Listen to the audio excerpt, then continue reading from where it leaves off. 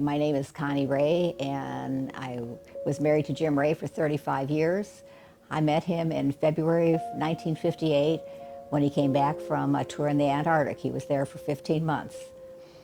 He was part of a 39-man detachment to build one of the bases down there for scientific study. One of the things they knew when they went down there, that there was really no way out. Once you signed up, you were there for your 15 months tour. It was not easy to land planes, and there was no way of getting a ship in. He enlisted in the Navy in 1951 and later became part of the Seabees because he was interested in construction, and that's what they did. They built bases. He always would say that they met the Marines when they landed. In November of 1956, they departed to Antarctica aboard the USN Wyandotte. During their 15 months down there, they built the Ellsworth Station. I think there was one building to start with, and they had to haul the supplies about 2.5 miles from the ship to the part of the land that they could build on. They lived in what was considered a white hell because of the conditions that they had down there, the cold and the isolation, and actually they had to live very close together, which made for some arguments with some of the men. Although that wasn't a problem for Jim, his commanding officer described him as a seagoing lawyer because he was able to get along with everybody.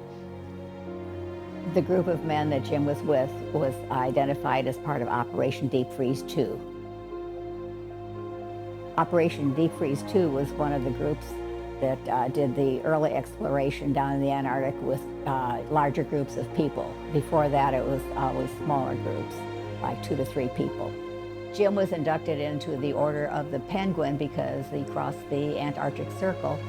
And while a lot of people like penguins, and I do collect them as a memory of him, they didn't really find them quite as cute down there because they had to deal with them being invasive.